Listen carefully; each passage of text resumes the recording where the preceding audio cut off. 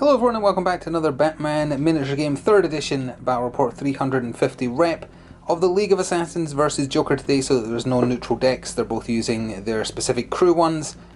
Without further ado, we'll just jump straight in and take a look at the two crews in detail. So we did see the League last time with Talia al Ghul leading and the Heretic was there as well, however the rest is changed up. It's a different Assassin. This is Assassin number 1. Then we also have Cheshire for a lot of poison going around, and then a new addition is Ra's al Ghul's bodyguard, but he's here protecting Talia today. This is Ubu, and he's also a henchman, which is interesting. So again, running a fairly elite crew for League of Assassins, not very many miniatures. I do actually think they would suit a horde army well, but because Joker's army is a bit of a horde army, didn't want too many of them running around, especially because you can only have 4 audacity markers either way, no matter how many henchmen you have. So that's it, that's all of them, slightly different from last time. Hopefully we'll see a lot of poison in action just to see how deadly Cheshire can be with the her unique objective / resource cards. And bundled into the corner over here we have the Joker's crew. This is the Joker from the Back to Gotham 3rd edition starter box. Basically the same as Killing Joke Joker almost, more or less.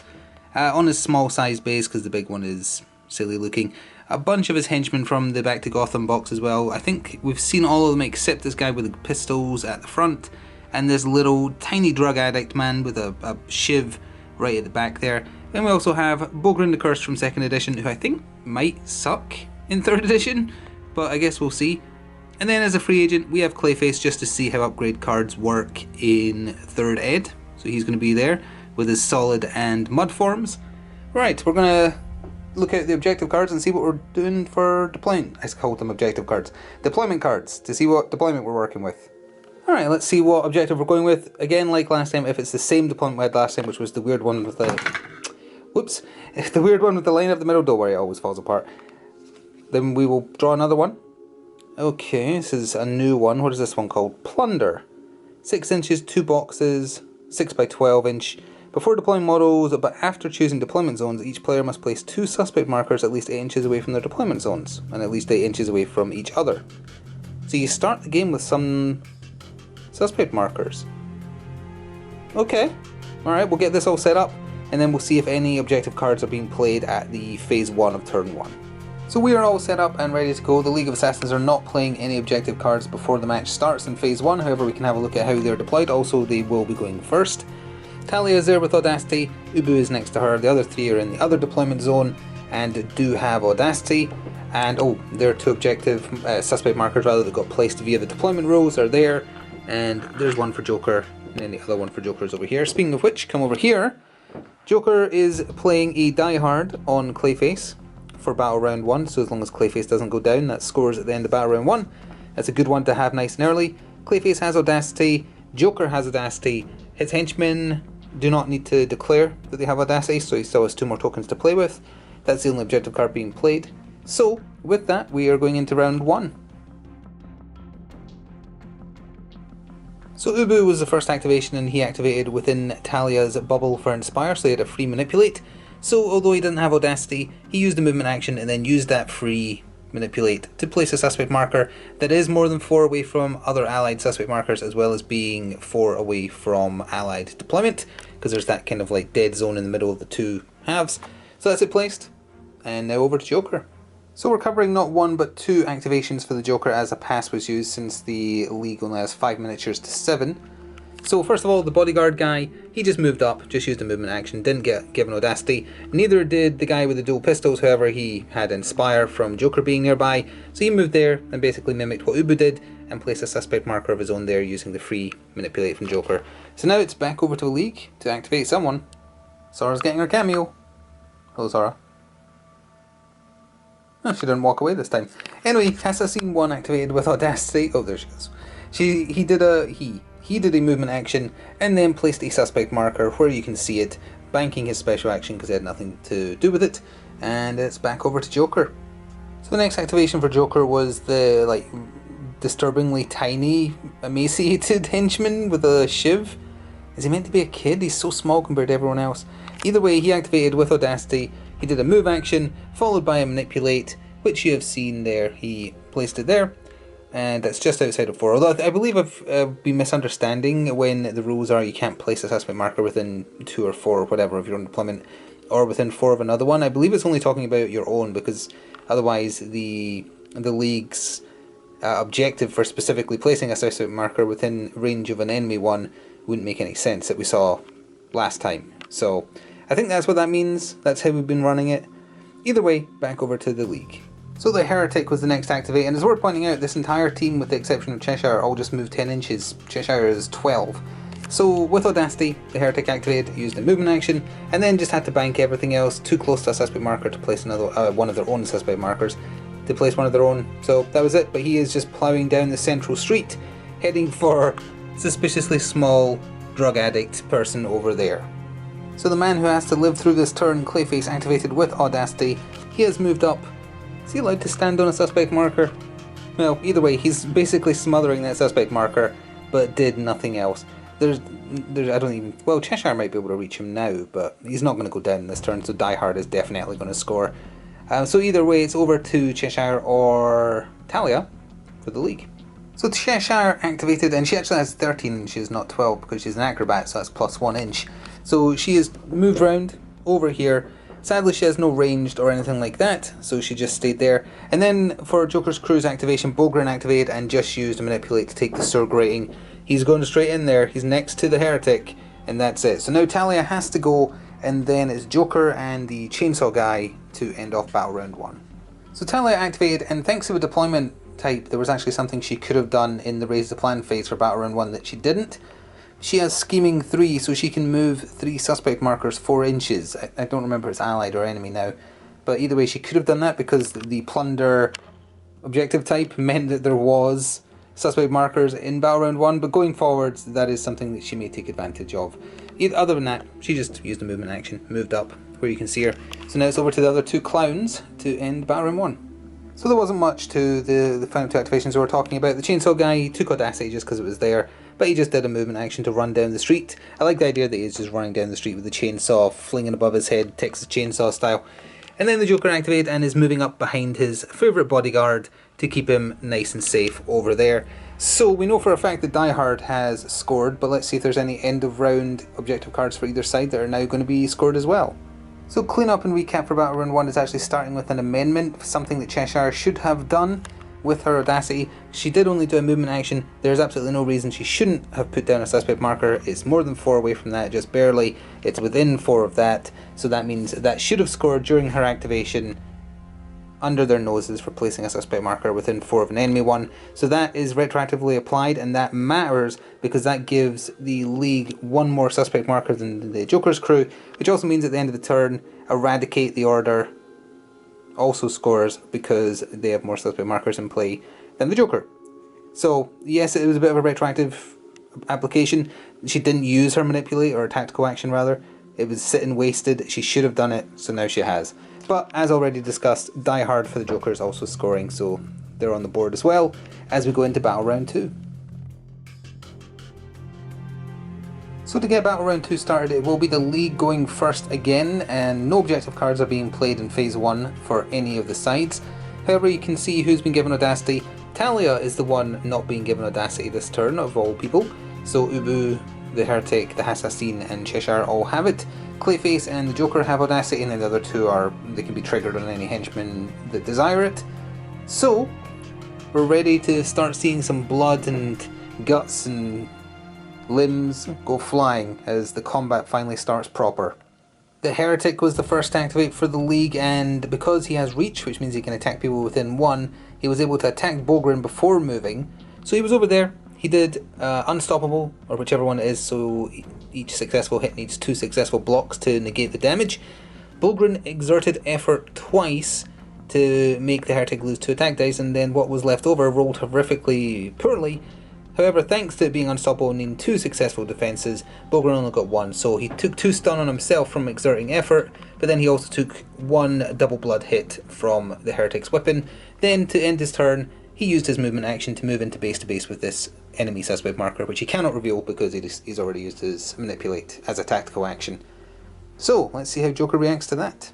So Bogren activated and he took Audacity thanks to Trickster, and he tried to use a Manipulate to reveal the suspect marker that he was next to. However, Do Not Deviate from the Plan was played as a resource, which cost 2 resource points, although I forgot to mention, the League side has 4 resource points a turn because of Talia's Master Strategist rule, so they still have 2 left this turn. Anyway, if an enemy model tries to reveal one of your suspect markers, cancel the action. So that is gone as a chance to score it, but it does mean that that was still there. So then he used a movement action to follow behind the heretic and give chase. Cheshire activated with Audacity, and first of all she moved where you can see her, basically nothing personnel in Clayface, attacking him with her poisoned sword, which has sharp, which is just reroll the strength die, although Clayface has, is it huge that makes the strength die have -1? Either way, he exerted 1 effort to make her lose an attack dice, so she exerted 1 effort to add 1 back. Then the attack went through, didn't do too great against him, just did 2 blood, which is 2 off of the 4 bonus he has from being in solid form, but it did also inflict 1 poison, which he will need to try and cure or take blood at the end of the turn. And also because he is within proximity, I think it's either 4 inches or 8 inches of her, he loses an additional die for his endurance test to see if he can shake off the poison, which already has a -1 for being 1 poison. So not that he holds a grudge or anything, but Clayface activated from where he was standing. He smacked at Cheshire with his, whatever it's called, metamorphic weapon. She has a defensive weapon, so she gets to reroll unsuccessful defense rolls, even though he also applies a -1, so she was needing 4s. She did well, only 1 hit got through for 1 blood, 1 stun. He had Audacity, so then he also activated a move action to touch this enemy suspect marker here. The poison, we'll see whether or not it hurts him at the end of the turn in the cleanup phase. So for now, it's back over to the League unless they choose to pass. So we're getting a bit busy counter-wise over here, but the Assassin 1 activated with Audacity. He used a move action, then he used an attack action. Clayface opted to effort to remove a die, so he efforted to add it back in. Remember, it's always defender has to choose first whether efforts happen or not. All said and done, the Assassin only got 1 hit through for 2 blood. However, that was enough to destroy his solid form upgrade card, so that is gone now. He can activate his soft form next turn if he wishes, or reapply, etc. But that means the poison, if it does damage, will go through to his actual health, not his upgrade health. So Mr. Chainsaw over here activated and took Audacity, so that's the last free counter going for Joker's crew via Trickster. Also, turns out he's pretty dangerous if you actually let him get an attack in. The Chainsaw's mechanical, so it's a 3+. It's got 3 blood per attack. So Cheshire efforted to remove a die. Sorry, to add a die back in after... No, I did that right. Efforted to make him lose a dice. He efforted to put it back in. Luckily, thanks to her defensive, only 1 hit got through, but it is 3 blood, plus the 1 she's got on her, so she's taken 4 out of 6 health damage, which is pretty... sorry, I knocked the camera there. Is pretty nasty. And let's go back over to the League now. Ubu activated next, and I did say do not pursue him, although he did pursue Bogren in this case. So he moved around here, and he ended where you can see him with a movement action. He can hit Bogren because he also has reach on his gigantic scimitar thing, and as you can probably tell, he did really, really well. He did 8 blood damage. Now Bogren would actually live through that if it wasn't for the 2 blood he already had on him, which takes him to 10 blood, so he is actually dead and buried. So he is gone, which has also triggered They Must Know Pain for inflicting at least 6 damage. He did 8 of any type in a single melee attack, so that's 1 point for the League of Assassins, and Bogren is dead. Joker activated with Audacity and has moved up past his bodyguard to where you can see him. He then shot at Talia, but he moved, so he lost the strength die plus 1 other one, so he's only rolling 1 against her defense, and it failed. But there wasn't much risk involved because she doesn't have Audacity, so she can't move in and attack him either way. So he was pretty safe. Talia has to do something now, and then the bodyguard henchman and this henchman and then this henchman without Audacity all get to do 1 thing each as well. So I forgot to mention, but Joker also used his special action to intimidate Talia, so she would be unable to do any special actions. She didn't know, she just used the movement action to retreat 10 inches around the corner to see, or where you can see her now. So now it's just those 3 henchmen for Joker, none of which have Audacity, so I think they're all just moving, so we'll be back in a second to show you where they all ended up. So the clown's hired goons ended up where you can see them, so the bodyguard henchman is sticking to Joker to make use of that bodyguard. The little drug addict guy has scurried 10 inches over here, just ignoring the fights going on here and here. And then the gun guy did not follow Joker and instead has moved himself in the middle of the street here, which gives him nice firing arcs, although obviously does also put him in a bit of danger. So that takes us to the cleanup phase of Battle Round 2, so we'll see if Clayface gets wounded by his poison or if he shakes it off, and see if any cards are being played for points. So at the end of Battle Round 2, taking us to the halfway point of the match, Clayface did not manage to shake off his poison, so he has taken 1 blood damage onto his person, and the blood, I believe, persists, so you still have to shake it off or risk it getting higher next turn as well. He's activating his soft form as we go in to turn 3. Also, no objective cards played by either side. So we'll be back at the start of turn 3, see if any cards are being played there and see who has initiative. So to set up an initiative for Battle Round 3, we have a couple of cards being played. The League of Assassins is playing Die Hard and it is affecting the Heretic, so if the Heretic still stands at the end of the turn, that's 2 points scored, so that's just in play. So Joker's crew is playing his unique one called Showtime. You roll a d3, in this case it just got a 1, so it's d3 plus 2, so that's 3. That's how many suspect markers, enemy suspect markers, within 18 inches of him he draws onto himself, ignoring the normal rules for them being close to each other. So Joker has 3 enemy suspect markers on him. If at the end of the turn he has at least if at the end of 3 more activations, because that ticks down like his, like the explosive teeth and stuff like that, then as long as at least one of them is in contact with him, score the card for 3. And the only way to stop him doing this is either remove your own suspect markers via some kind of objective, or kill him, basically. So that's what's happening. And as far as Audacity, everyone on the League of Assassins has Audacity except Cheshire, because she's probably going to get shot since Joker is going first. And Clayface and Joker himself have been given Audacity. The henchmen get to decide when they activate. So, let's jump into Battle Round 3 proper. So to get the penultimate battle round started proper, the henchman with the dual pistols activated without Audacity, so he just did a shooting action into Cheshire, almost forgot her name, and 1 shot got through, all said and done, for 1 blood, 1 stun. Worth pointing out, if his pistol was a double blood pistol, she'd be dead. She has 1 health left, and I think maybe 3 or 4 willpower. So to get the League's penultimate turn started, the Heretic activated, and he was surprisingly restrained with what he did, because he didn't just go in and try and kill someone because there was no points to be earned in that. He instead placed a suspect marker, which he could do now that Joker drew all the other ones over, which let him play under their noses again for 2 more victory points. Then he just did a move action over there. He could have used a special action, but they all wouldn't have mattered because he can't attack this turn anyway, so he's just where you see him. So we're still over this end of the table because the chainsaw wielding henchman activated to try and finish off Cheshire. He did okay with his attack rolls, but she did phenomenally with her defense ones, so no damage got through. He also did not take Audacity, he just activated and did an attack action. Back over to the League. So Cheshire activated without Audacity. Why do I keep on wanting to say activation now? I don't know. Either way, because she had no Audacity, she just stayed where she was and attacked, and did a phenomenal 10 blood to poor Mr. Chainsaw, who has been obliterated and removed. Did not trigger any objective cards though, so just removed the target but didn't score as a result. Oh, I also would have done a knockdown because you got a crit, and it would have poisoned, but stop, he was already dead. Totally forgot to mention, but Joker has now stayed next to those suspect markers for 3 activations, so Showtime has triggered for 3 victory points for Joker's crew. So Bodyguard Henchman, otherwise known as Thug 6, I think? Either way, he activated, he took Audacity via Trickster, and has moved and then smacked Talia in the back of the head with his baseball bat. Only got 1 hit through, but that is 1 stun to the daughter of the demon. We'll see if she's at all pleased about that in a second.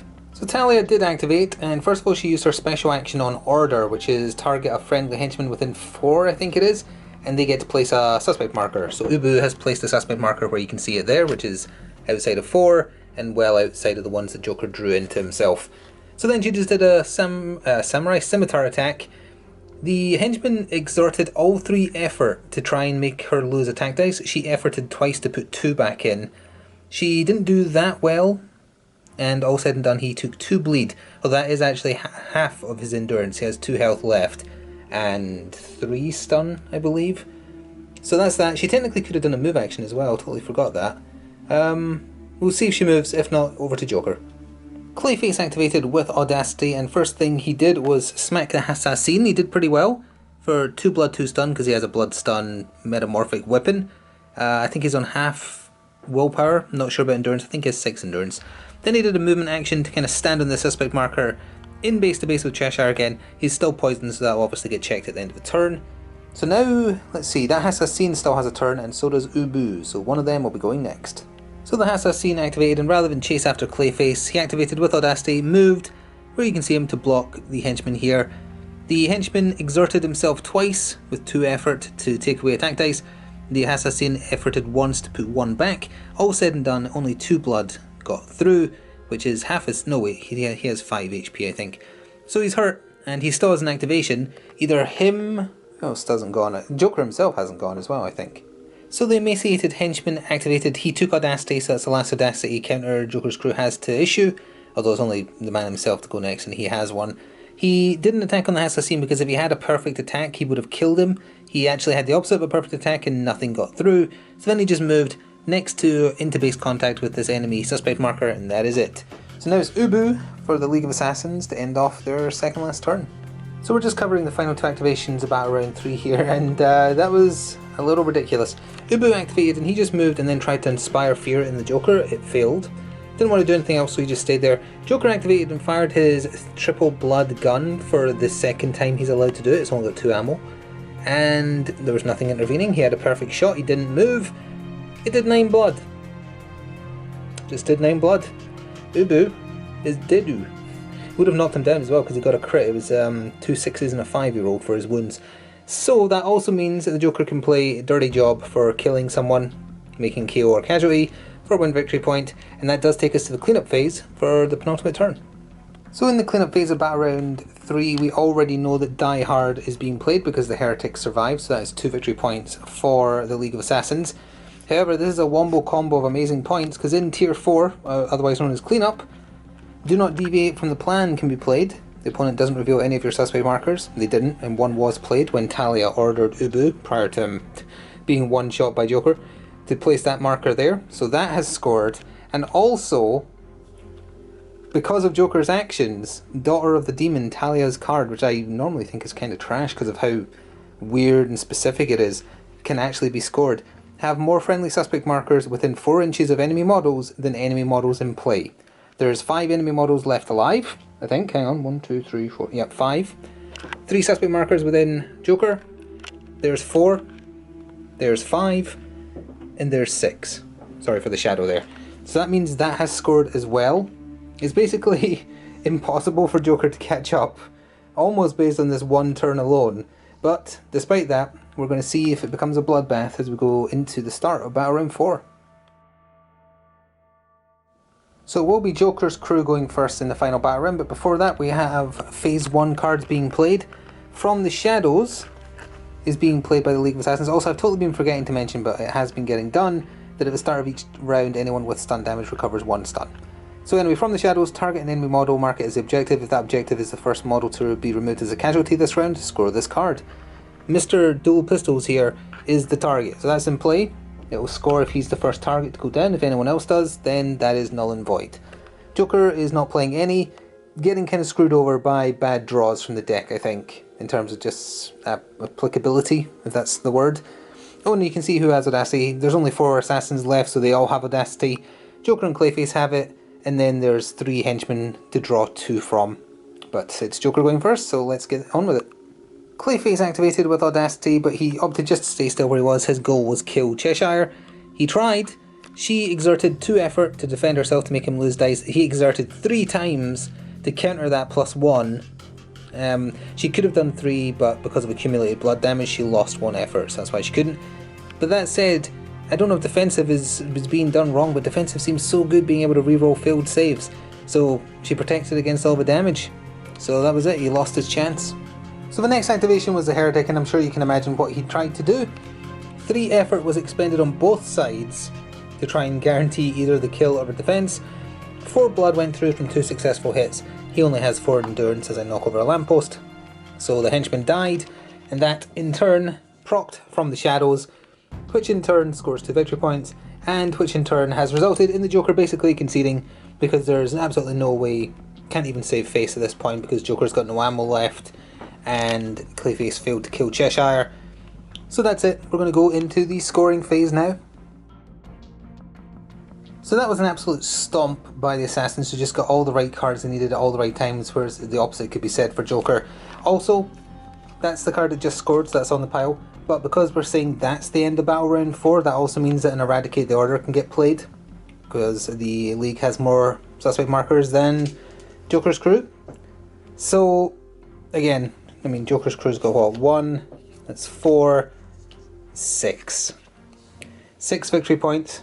Doggo cameo plays 3, 4, 5, 6, 7, 8, 9, 10, 11, 12, 13, 14, 15, 16, 17, 18, 19, 20.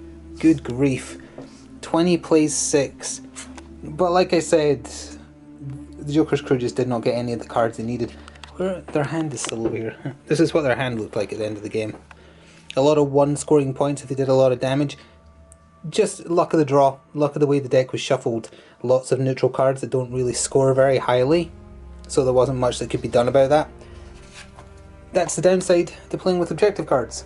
As many good cards as you have in your deck, you still have to have 20 in total.